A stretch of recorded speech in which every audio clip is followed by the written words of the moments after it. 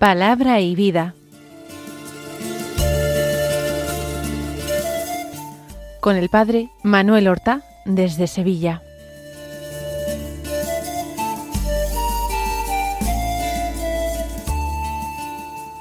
En el nombre del Padre, y del Hijo, y del Espíritu Santo. Amén. Alabados sean Jesús y María.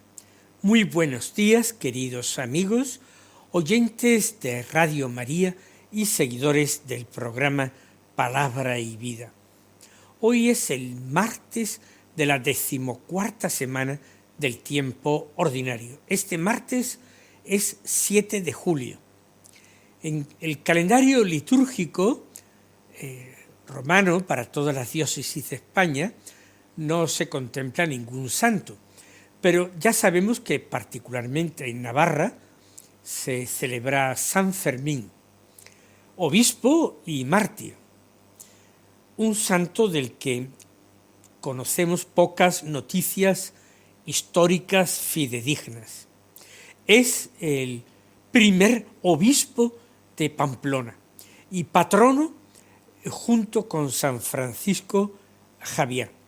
Según la tradición antigua, nació precisamente en la ciudad de Pamplona a finales del siglo III, y su padre sería un senador romano llamado Firmo, de donde él tomaría también el nombre de ahí Fermín. Parece que esta familia senatorial se convirtió al cristianismo con la predicación de San Saturnino. San Saturnino, un obispo enviado desde la Galia a misionar, y bautizó probablemente a Fermín cuando era todavía muy joven o un niño.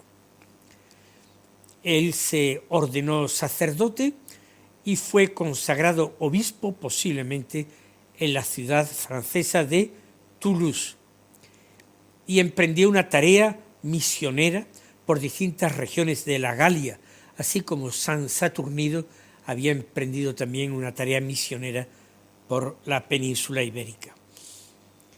Parece que la principal actividad evangelizadora de San Fermín se situó en la ciudad de Amiens, y allí posiblemente sufrió el martirio en torno al año 303 bajo el emperador Diocleciano. Algunos piensan que fue algún tiempo después.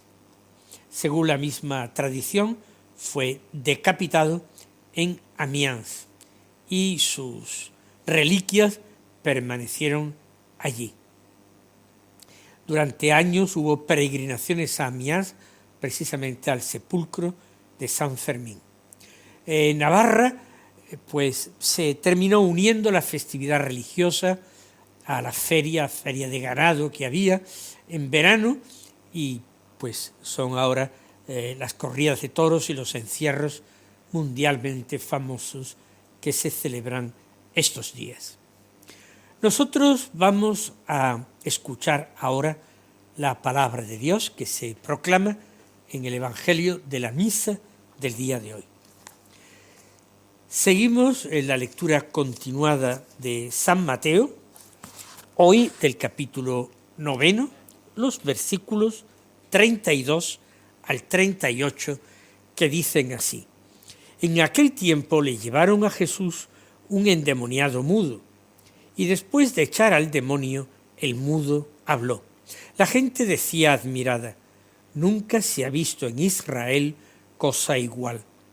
En cambio, los fariseos decían: este echa a los demonios con el poder del jefe de los demonios. Jesús recorría todas las ciudades y aldeas, enseñando en sus sinagogas, proclamando el evangelio del reino y curando toda enfermedad y dolencia. Al ver a las muchedumbres, se compadecía de ellas, porque estaban extenuadas y abandonadas como ovejas que no tienen pastor. Entonces dice a sus discípulos: la mies es abundante, pero los trabajadores son pocos. Rogad pues al Señor de la mies que mande trabajadores a su mies. Vamos nosotros entonces ahora a meditar este Evangelio. Lo haremos, como habitualmente lo hacemos, en diálogo con el Señor. Y comenzamos llamándolo por su santo nombre, que es luz, que es medicina, que es salvación. Señor Jesús, hoy queremos caminar contigo por los caminos de Galilea. Nos imaginamos que tú recorriste esos caminos en invierno y en verano, en todas las épocas del año, bajo la lluvia y el frío o bajo un sol abrasador. Son caminos que unen unas aldeas con otras, unos pueblos con otros. Tú no permaneciste fijo en un lugar esperando que los hombres vinieran hacia ti, sino que tú salías a buscarlos. Porque lo sabemos, Señor, Dios toma la iniciativa. Y tú eres el buen pastor que no espera a las ovejas en el redil, sino que recorre los montes y los valles para buscar a la perdida y para conducir unidas a todo el rebaño hacia los pastos abundantes. También hoy, Señor, recorres los caminos de nuestra vida, entras en nuestras ocupaciones y preocupaciones, atraviesas, Señor, nuestras noches y llamas suavemente a la puerta de nuestro corazón, esperando que salgamos fuera a recibirle, o que al menos, abriéndole una rendija, lo dejemos entrar. Impresiona, Señor, que aquel hombre que te llevan para que tú lo cures era un poseso endemoniado y que era mudo. Quizás tampoco por eso puede pedir ayuda, no puede hablar. Son otros quienes lo acercan hasta ti y te suplican. ¿Cuántas veces nosotros también hemos llegado a ti gracias a la fe de otras personas? Podríamos pensar ahora en nuestra oración qué personas han sido o son actualmente importantes en nuestro camino de fe. Pensamos desde nuestros padres, maestros, sacerdotes, los que nos impartieron los sacramentos, el bautismo, la primera comunión, en quien encontramos paciencia y misericordia para absolvernos de nuestros pecados. ¿Cuántas veces hemos llegado hasta ti? Sí. ¿Y cuántas veces otros han rezado por nosotros cuando nos encontrábamos casi sin fuerzas ni para creer? Gracias, Señor, por quienes un día nos llevaron hasta ti, sin que nosotros casi fuéramos conscientes de ello. Haznos también a nosotros ahora capaces de acercar a otras personas, a otros hermanos, a tu presencia. Y aquel hombre, Señor, no solo estaba privado de la palabra, estaba esclavizado interiormente, encadenado, poseído. El evangelista une en este texto ambas realidades, porque el mal siempre termina usurpando, robando algo esencialmente humano. El demonio divide, encierra, aísla, destruye la comunicación entre los hombres y de los hombres con Dios. Tú, en cambio, Jesús, vienes a restaurar al hombre entero, vienes a devolverle la libertad, la dignidad, la capacidad de entrar nuevamente en relación con Dios y con los hermanos. También, Señor, nosotros tomamos conciencia de tantas cadenas invisibles que nos sujetan. El orgullo, el miedo, el resentimiento, la pereza, las heridas del pasado. Libéranos, Señor, de todo aquello que impide que vivamos plenamente como hijos de Dios. Dice San Mateo, después de echar al demonio, el mudo habló. El Evangelio Jesús es extraordinariamente sobrio. Apenas unas palabras bastan para describir un milagro grandísimo. Tú no necesitas largos discursos para vencer al enemigo.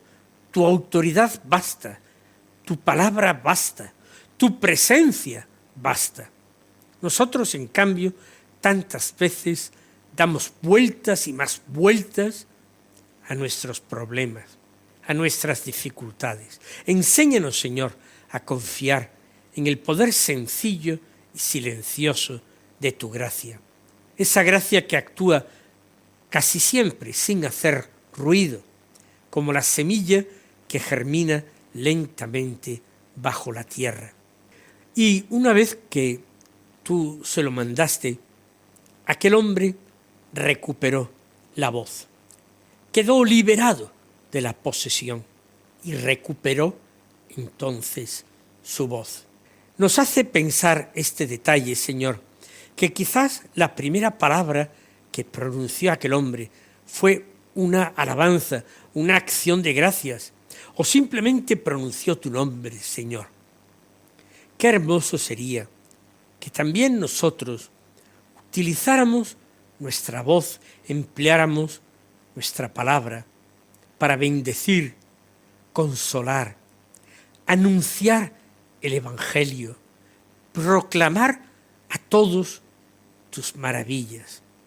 Líbranos, en cambio, Señor, de emplear nuestras palabras para juzgar a los demás, para murmurar, para herir o para sembrar división. Que nuestra lengua, Jesús, tantas veces indisciplinada, aprenda a convertirse en instrumento de paz. Y dice el evangelista a continuación que la multitud quedó admirada y que las gentes exclamaban: nunca se ha visto en Israel cosa igual. Aquellas gentes eran gente sencilla en general, no tenían estudios, pero conservaban, Señor, una capacidad preciosa que hoy muchas personas han perdido o están perdiendo. ¿Qué era lo que aquellos conservaban? La capacidad de asombro, una capacidad preciosa. Sabían reconocer y admirarse de la novedad de Dios. Nosotros corremos el peligro de acostumbrarnos a todo, incluso a los milagros cotidianos de tu gracia. Nos acostumbramos a la Eucaristía, al perdón sacramental, a la palabra, a la oración, a tantos dones que recibimos cada día. Devuélvenos la mirada limpia del que sabe maravillarse siempre ante tus obras. Pero, Señor, junto a la admiración aparece inmediatamente el rechazo. Los escribas fariseos no pueden negar sin más el milagro. Era muy evidente, era muy grande. Cuando el orgullo no quiere rendirse a la evidencia, se obstina en su error, entonces uno se hace capaz incluso de negar un milagro. Esa verdad que construye en su fantasía, en su interior, es para él superior y más digna de crédito que la realidad observable por todos. Es una tragedia del corazón humano, Señor. Líbranos, por tanto, de esa ceguera espiritual, que convierte la luz en oscuridad y la bondad en sospecha. Que nunca, Señor, lleguemos a llamar malo a lo que procede de ti, por defender nuestras propias ideas, nuestras convicciones, o lo que es peor todavía, para defender nuestro prestigio. Los fariseos, dice el evangelista San Mateo, que reaccionaron mal. Ellos decían, echa a los demonios con el poder del jefe de los demonios.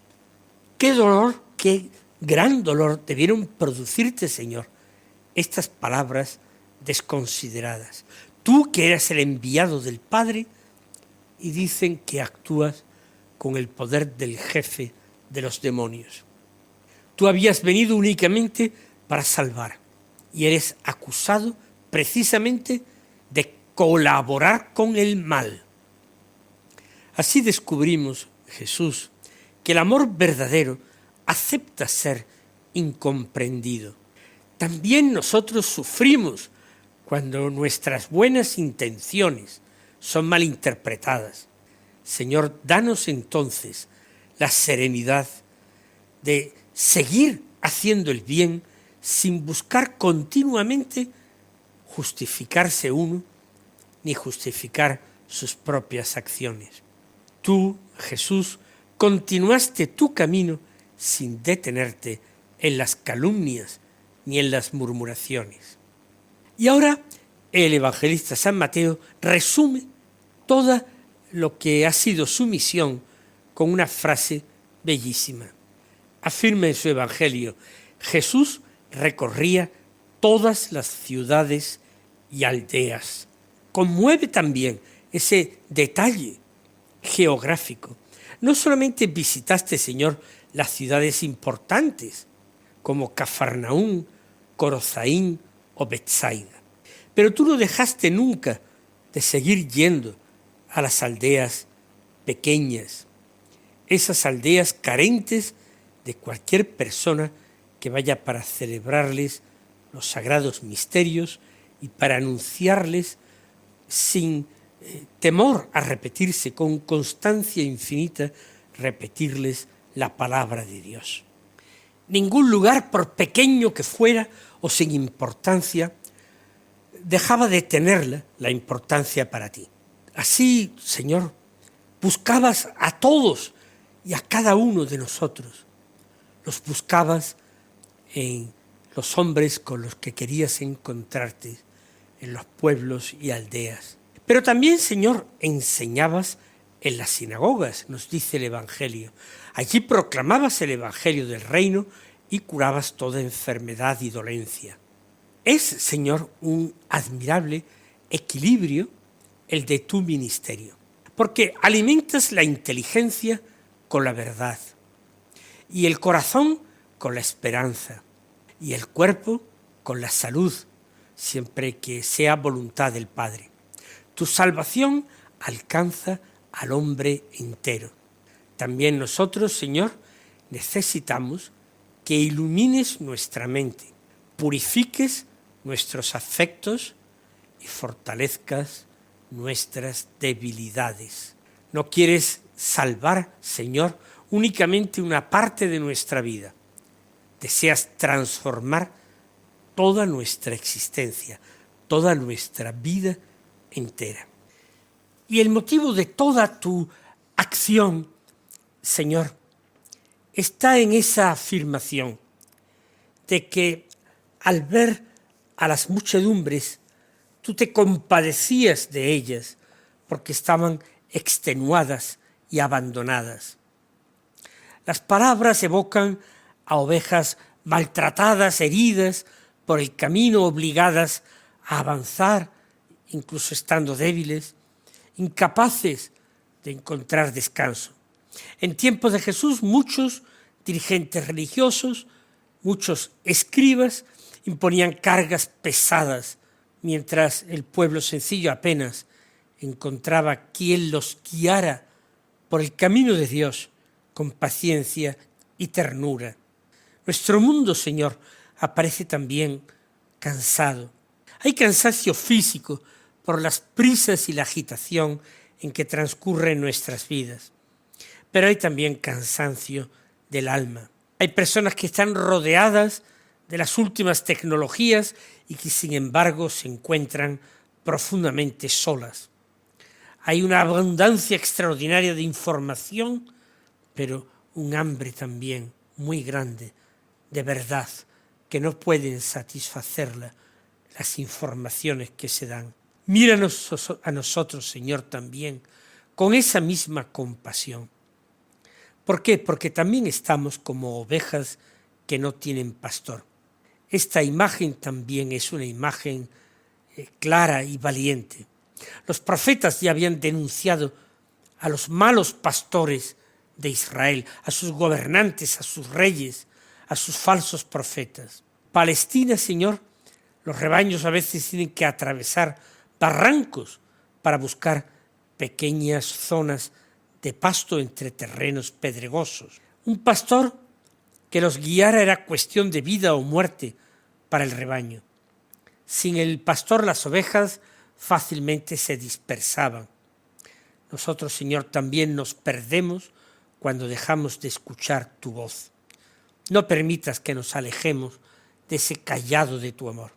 Y dirigiste entonces, Señor, la mirada a tus discípulos y dijiste aquella frase llena de esperanza: la mies es abundante.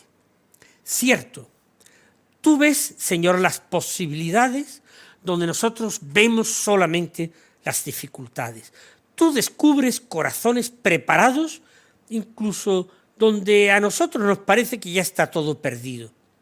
Danos también, Señor, tu mirada esperanzada, que nunca caigamos en el pesimismo apostólico, que tu gracia siga trabajando silenciosamente en las almas que esperan, quizás sin saberlo, encontrarse contigo.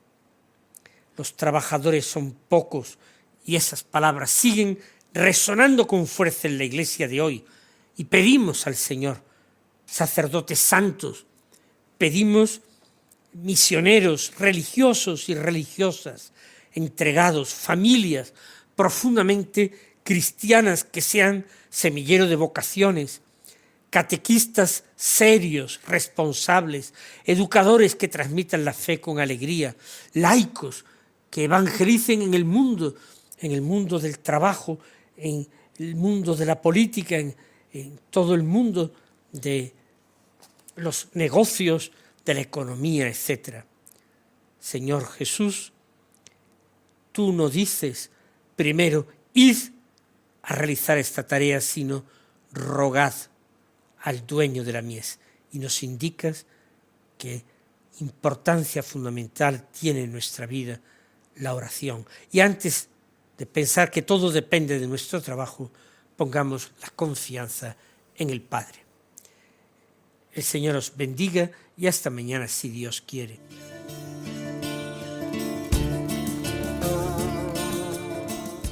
Han escuchado en Radio María Palabra y Vida, un programa que dirige el Padre Manuel Horta.